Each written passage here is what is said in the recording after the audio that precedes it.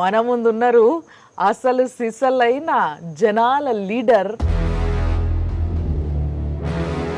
సీనన్న, సర్పంచ్ సీనన్న.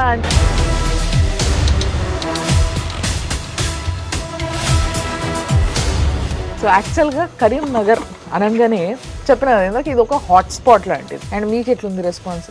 ప్రజలు దప్పు సప్పులతోటి, తాళ బెల్లలతోటి, కోలాట ఆటలతోటి మహిళలు బాగా స్వాగతించి, ఇటు రైతులు ఆలోచన కష్టం ఖచ్చితంగా మేము గెలవబోతున్నాం అనే ఒక భావనలో పడిపోయినాం. కాన్ఫిడెన్షియల్ గా ఇప్పుడు చెప్తున్నాం ఏంటంటే ఖచ్చితంగా గెలుస్తాం అనే ఒక ధీమా వచ్చేసింది. ఇంటికి పండుగ తెస్తాడు సోనియమ్మ దివెనతోని, రాహులన్న సైనికుడయ్యి పెద్ద కొడుకై యుద్ధం చెయ్య సిద్ధమాయే. మీ వాయిస్ నేను ఇందాక విన్నాడు చౌరస్తాలో మీరు మాట్లాడేటప్పుడు. ఒక వార్డు మెంబర్ స్థాయి నుంచి ఈ రోజు కంచుకంఠం అంటారు చూసారా, అట్లా మోగుతున్నది మీ గొంతు. ఢిల్లీలో ఉన్న నేషనల్ పార్టీ కాంగ్రెస్ పార్టీ ఒక ఎమ్మెల్యే టికెట్ తీసుకొని వచ్చి మీ ముందుకు ఆశీర్వాదం కోసం వచ్చిన తల్లి. మరి వీళ్ళిద్దరితోని పోటీ ఒక సర్పంచ్ అంటే ప్రజల ఇబ్బందులు కష్టాలు అన్నీ తెలిసి వస్తాయి. ఎందుకంటే ఒక వార్డు మెంబర్ స్థాయి నుంచి అంచెలంచెలుగా ఎదిగి ఈ రోజు మా భార్య జడ్పీసీగా నేను సర్పంచ్గా కొనసాగుతున్నామంటే ఆ ప్రజలతోటి వారిని కాపాడితే మమ్మల్ని కాపాడతారన్న ఒక ఆలోచన ధీమా ఒకటి. అంటే పుట్టినవాడు గిట్టక ఎలా మారడో ప్రతి ఒక్క పొలిటీషియన్ ఏదో ఒక రోజు కూడా మారడు. అది ఈ రోజు ఆసన్నమైంది. ఏ పార్టీలైనా మీకు తప్ప వేరెవరికి వచ్చినా సరే టికెట్ అనుకున్నారు అని అంటే మీరు చెప్తారా? వాళ్ళు భయపడ్డారు మీకు అని? ఈ రోజు సీనుకు టికెట్ వచ్చిందంటేనే ఆల్రెడీ ఆయన ఒక డైలమాలో పడిపోయాడు ఫస్ట్. ఇప్పుడు ఈ మూమెంట్ చూసే వరకు ఇవ్వాలైనా అక్కడ ఇద్దరు ఉన్నారు. ఎవరైనా ఇంకా గుండెల్లో గుబులు. నమస్తే. ఇప్పుడు నేను వచ్చేసిన ఉద్యమాల కిల్లా కరీంనగర్ జిల్లాకి. మరి కరీంనగర్ జిల్లాలో అసలు ఈసారి పోటీ అట్లా ఇట్లా ఉండదు. ఎందుకంటే ఇక్కడున్న ముగ్గురు నాయకులు ఇలాంటి నాయకులు కాదు కాబట్టి. మొదలేమో ఎట్టి పరిస్థితులల్లో 4వ సారి గెలిచి నేను కేసీఆర్కి గిఫ్ట్ ఇస్తా అంటున్న సిట్టింగ్ ఎమ్మెల్యే గంగుల కమలాకర్. ఇంకోవైపు ఏమో బీజేపీ అసలు ఎక్కడుంది అనుకునే రోజులల్లా ఇగో ఇక్కడున్నా అనిపించేలాగా ఒక్కటే జనాలల్లో ఊపుని తీసుకొచ్చిన బండి సంజయ్ అన్న. మరి వీళ్ళిద్దరికి పోటీగా మన ముందున్నారు అసలు సిసలైన జనాల లీడర్ సీనన్న, సర్పంచ్ సీనన్న. అంటే అందరికీ గుర్తొస్తుంది. ఎందుకంటే మా సర్పంచ్ సీనన్న ఉన్నాడు, ఏ పనైనా చేసేస్తాడు మనకి అని ఇక్కడ జనాలు అందరూ అనుకుంటారంట. ఆ విధంగా చాలా నోటెడ్ పేరే మన సీనన్న.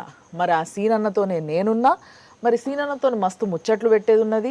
మరి ఈసారి పోటీ ఎట్లుంటుందో, ఇటేమో మినిస్టర్ వర్సెస్ సర్పంచ్ అవుతుంది, అట్ ది సేమ్ టైం మాజీ ఎంపీ ఈసారి అసెంబ్లీకి పోటీ చేస్తున్నారు కాబట్టి, అంతేకాకుండా మాజీ బీజేపీ పార్టీ అధ్యక్షుడు కదా, మరి ఆయనతోని కూడా ఇక్కడ సర్పంచ్ పోటీ అంటే మామూలు విషయం కాదు. మరి జనాలందరి కళ్ళు కూడా వీళ్ళ ముగ్గురు పైనే ఉన్నాయి. ఈ ముగ్గురులో ఎవరు గెలవబోతున్నారు, ఈ ముగ్గురి అజెండా ఏంది, ఏ విధంగా జనాలకి పోతారు, ఈ ముచ్చట్నే కదా మనకు కావాల్సింది. మరి నేను మాట్లాడబోతున్నా అన్ని ముచ్చట్లు మీకు డీటెయిల్గా చూపించేస్తా. నమస్తే అన్న. నమస్కారం అండి. బాగున్నారా? బాగున్నామండి. సో యాక్చువల్గా కరీంనగర్ అనగానే నిజంగా కరీంనగర్లో జనాలందరూ కూడా ఎలక్షన్స్ రాగానే ఫుల్ యాక్టివ్ అయిపోతారు. ఎందుకు అని అంటే చెప్పిన కదా ఇందాక ఇది ఒక హాట్స్పాట్ లాంటిది. ఈ హాట్స్పాట్లో ఎలక్షన్స్ అనేవి ఎట్లా జరుగుతాయి అనేది హైదరాబాద్లో ఎట్లయితే ఎంత ఆసక్తికరంగా జరుగుతుంటాయో ఇక్కడ కూడా అంతే ఆసక్తికరంగా జరుగుతూ ఉంటాయి. సో ఈసారి కాంగ్రెస్కి ఏదైతే గాలి ఉంది, ఊపు ఉంది అని రాష్ట్రం అంతా వినిపిస్తుందో కరీంనగర్లో కూడా అదే మాట వినిపిస్తుంది అంటారా మీరు? ఖచ్చితంగా, డెఫినెట్గా. అండ్ మీకు ఎట్లుంది రెస్పాన్స్? నాకు చాలా బ్రహ్మాండంగా ఉంది. ఎక్కడికి వెళ్ళినా కానీ ప్రజలు దప్పు సప్పులతోటి, తాళ బెల్లలతోటి, కోలాట ఆటలతోటి మహిళలు బాగా స్వాగతించి, ఇటు రైతులు అందరూ బ్రహ్మాండంగా అత్యంత బ్రహ్మాండంగా మాకు స్వాగతిస్తున్నారు. దానికి మేము కూడా ఆలోచన కష్టం ఖచ్చితంగా మేము గెలవబోతున్నాం అనే ఒక భావనలో పడిపోయినాం. కాన్ఫిడెన్షియల్గా ఇప్పుడు చెప్తున్నాం ఏంటంటే ఖచ్చితంగా గెలుస్తాం అనే ఒక ధీమా వచ్చేసింది మాకు.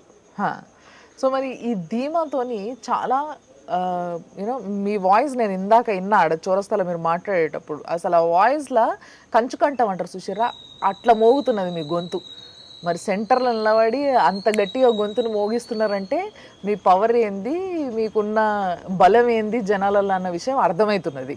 సో మీరు చెప్పుండ్రన్న ఈసారి పోటీ నేను ఇందాక చెప్పినట్టుగా ఒక మినిస్టరు మళ్ళా మాజీ ప్రెసిడెంట్ పార్టీ ప్రెసిడెంటు ఎంపీ మరి వీళ్ళిద్దరితోని పోటీ ఒక సర్పంచ్ అంటే ఎవరైనా కూడా ఎట్లా చూస్తారంటే సర్పంచ్ కదా మరి ఎట్లుంటుండొచ్చు అవకాశం ఎట్లా జనాలు వేస్తారు ఓటు ఇదంతా కూడా జరుగుతుంటుంది. మరి మీరేమంటారు, ఎట్లుంటుంది అంటారు పోటీ మీ మధ్యలో ఎట్లున్నది? ఎమ్మెల్యే అంటే ఒక పార్టీ సింబల్తో గెలిచిన వ్యక్తి, సర్పంచ్ అనే వ్యక్తి వ్యక్తిగతంగా గెలిచిన వ్యక్తి, వితౌట్ సింబల్. పార్టీ సింబల్ అవసరమైతే ఏదైనా గాడిపచ్చినప్పుడు గెలుస్తూ ఉంటారు, కానీ వ్యక్తిగతంగా సర్పంచ్ గెలవడం అనేది ఆషామాషి విషయం కాదు.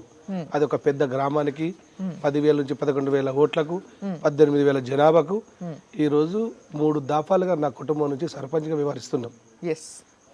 వారికి ఇప్పుడు ఎదుటి పార్టీ వాళ్లకు ఈ కష్టాలు ఇబ్బందులు సమస్యలు తెలివై వాళ్ళకు జస్ట్ ఫర్ పార్టీ సింబల్ మీద గెలిచిన వాళ్ళే వాళ్ళు.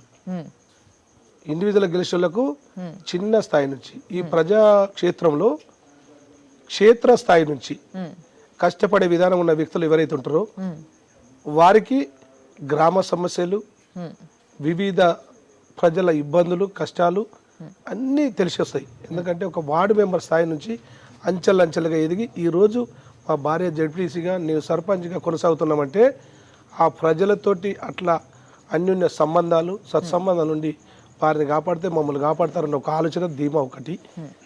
వాళ్ళని ఓడగొట్టడం అనేది పెద్ద విషయం కాదు. అంటే ఒక్కొక్కసారి ఒక్కొక్క వ్యక్తి ఎంత పెద్ద వీరుడైనా అంటే పుట్టినవాడు గిట్టక ఎలా మానడో ప్రతి ఒక్క పొలిటీషియన్ ఏదో ఒక రోజు ఓడకమానడు. అది ఈ రోజు ఆసన్నమైంది. వాళ్ళు ఓటమికి ఖచ్చితంగా దరిదాపున ఉండే పరిస్థితికి వచ్చింది.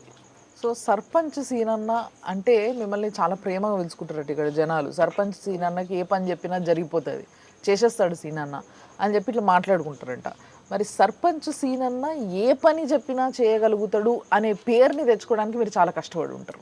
వాస్తవం అది, వాస్తవం.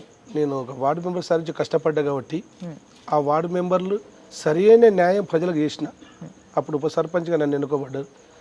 అది కాపాడుకుంటే సర్పంచ్ నెక్స్ట్ జెండర్ వచ్చింది.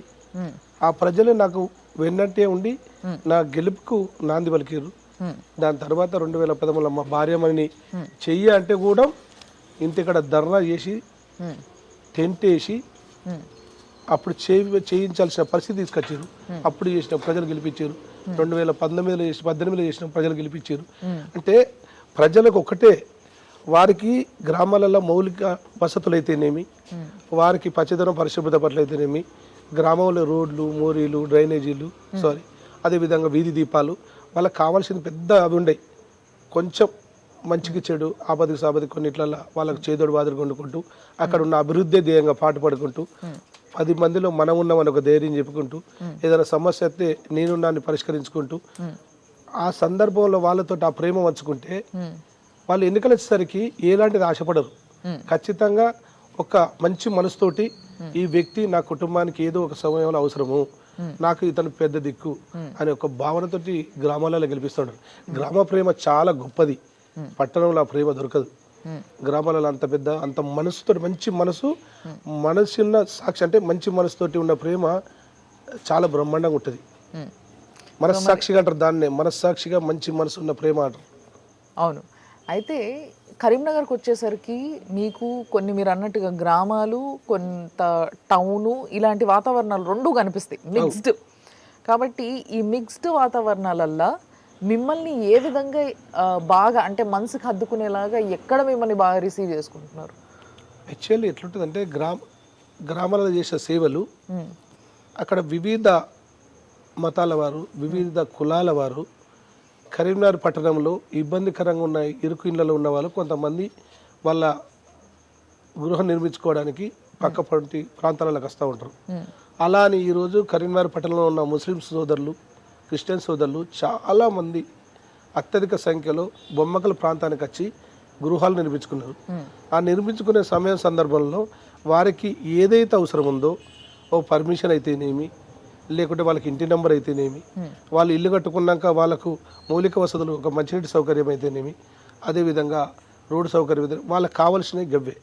ఒక మంచి ఇల్లు కట్టుకోవాలి, ఇంటి ముంగట రోడ్డు ఉండాలి, ఇంటికాడ చెట్ల పచ్చదనం పరిశుభ్రత ఉండాలి, మంచినీరు తాగడానికి ఉండాలి, మన ఇంటి ముంగట లైట్ వెలగాలి, ఇంటి ముంగట మురికి నీరు పోవడానికి ఒక మోరు ఉండాలి. అంటే ప్రతి ఒక్క నివాసుడు కోరుకునేది ముఖ్యంగా ఇది. దానిని మనం వెంబడే వాటికి ఆ సందర్భంలో తీసుకొచ్చి వాళ్ళ కన్వీనర్ కాడ పెట్టినామనుకో, సమకూర్చినామనుకో, ఆ సమకూర్చిన ఆ వ్యక్తికి ఏం కోరుకోడు, అరే నాకు కావాల్సింది, నేను ఇక్కడికి వచ్చిన చాలా బ్రహ్మాండంగా నాకు సహాయ సహకారాలు అందించిండు, చేదోడు వాదోడు ఉన్నాడు, తీసుకొచ్చి పర్మిషన్ ఇంటికాడ ఇచ్చిండు. మళ్ళీ నా సిస్టమ్ ఏంటంటే ఎవరైనా వర్క్ చెప్తే నాకు ఒక టప్ప ఉంటుంది, తీసుకొచ్చి పేపర్ అడేసిపోవాలి. ఆ టప్పలన్నీ మళ్ళీ సెఫ్లింగ్ చేసుకొని సెట్ చేసుకొని ఏ ఆఫీస్కి పంపిస్తూ ఉంటాం. ఆఫీస్కి వెళ్ళి అక్కడ పని కాకుండా నేను చెప్తా ఉంటాను. కొన్ని ఏమో నేనే పోయి పట్టుకుపోయి తీసుకొచ్చి ఇచ్చేటోని. ఇప్పుడు పర్మిషన్ కాగానే నేనే ఫోన్ చేస్తా, వాకింగ్లో పోయి వాళ్ళ ఇంటికాడ తలుపు తట్టి ఇక మీ పని అయింది అని ఇస్తూ ఉంటా. ఆ చేసిన సందర్భాలు, ఆ చేసిన పరిస్థితులు వాళ్ళందరూ విస్తరింపజేసారు. ఈరోజు ఈ మంచి అవకాశం ఏంటంటే అనుకోకుండా ఈ వచ్చిన అవకాశానికి నేను ఒక్కసారి ఒక వేదికగా ఏర్పాటు చేసుకొని నా పరిస్థితి చెప్పుకుంటా లేదు మేము ఉన్నాం కదా నీకు, మేము ఒక 100 మందిని 1,00,000 మందితో సమానంగా మీకు పనిచేస్తామనే ఒక ఆలోచన నాకు ధీమా వ్యక్తపరిచారు. ఆ వ్యక్తపరిచిన ధైర్యంతో ఖచ్చితంగా నేను గెలుస్తాను ఒక ఆలోచనతో, ఏదేమైనప్పటికీ కూడా ఎన్ని ఇబ్బందులు వచ్చినప్పటికీ కూడా నిలబడాల్సిందే, నిలిచి గెలవాల్సిందనే ఒక తపనతో వచ్చిన వ్యక్తిని, కసితో ఉన్న వ్యక్తిని ఖచ్చితంగా గెలిచి చూపిస్తానే ఒక ఆలోచన ఉంది. అంటే జనాలకి ఏదైనా పని ఉంటే ఇంటి ముందుకి పోయి మరి వాళ్ళ ప్రాబ్లమ్ని సాల్వ్ చేసి వచ్చే అంత పెద్ద మనసు మీకు ఉన్నప్పటికీ మీకు టికెట్ వచ్చే సమయానికి ఎట్లా జరిగిందంటే ఈయనకు వస్తుందా రాదా, ఇప్పుడు ఈయనకి ఇస్తున్నట్ట ఇయ్యనట్ట అని లాస్ట్ మూమెంట్ వరకు కూడా ఒక సస్పెన్స్ స్టోరీ నడిచింది. అదెందుకు జరిగిందంటారు? ఎవరన్నా అడ్డం పడుతుండేనా, లేకుంటే ఏం జరిగింది? ఏమైనా పాలిటిక్స్ నడిచినాయి అంటారా? అంటే వాస్తవంగా వెరీ గుడ్, సూపర్. ఎక్కడ కానీ ఒక టికెట్ మనం ఆశించినప్పుడు ఆ సేమ్ పార్టీ వాళ్ళు వారికి రావాలి ఒక ఆశ కోరిక ఉంటుంది, అధిగమిస్తున్నారు అన్నట్టు.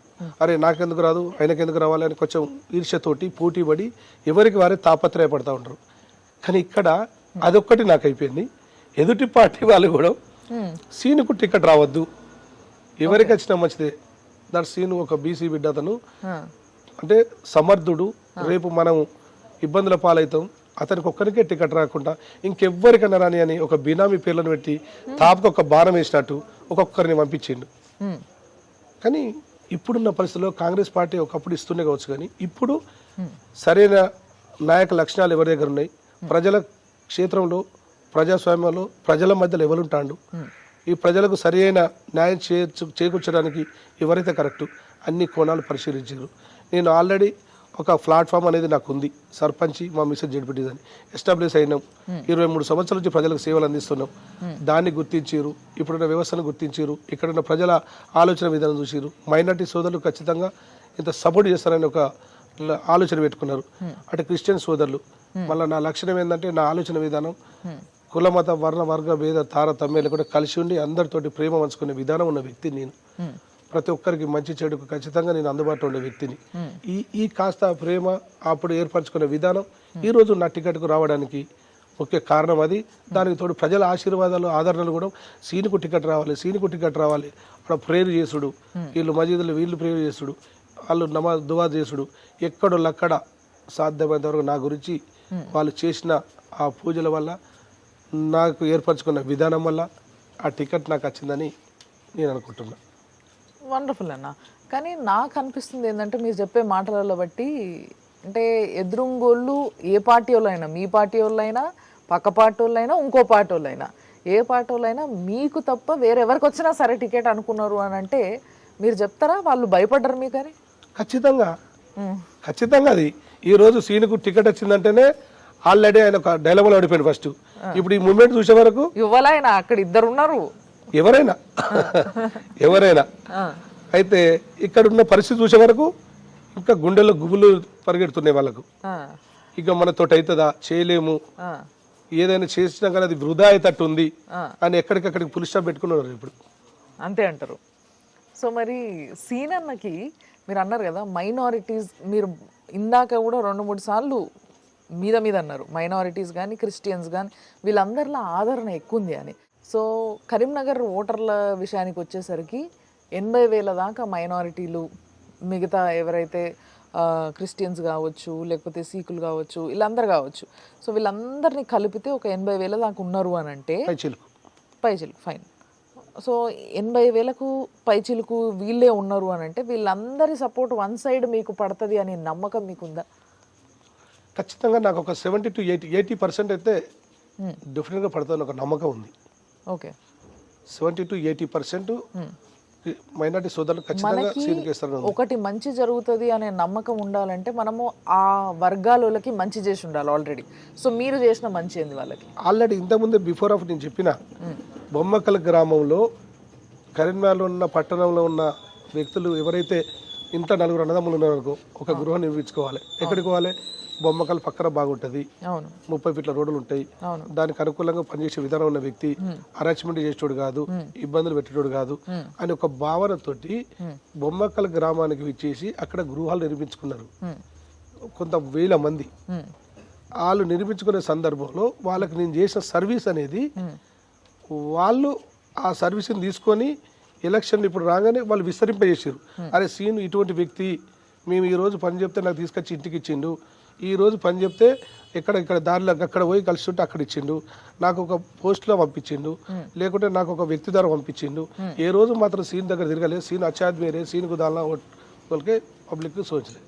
సో అదే మీకు చాలా ప్లస్ అయిందంటారు ఈరోజు? చాలా చాలా అంటే నేను చేసిన మంచితనం, నేను చేసిన ఆ సర్వీస్ అనేది ఈ రోజు ఫలితాన్ని ఇస్తుంది. ఓకే.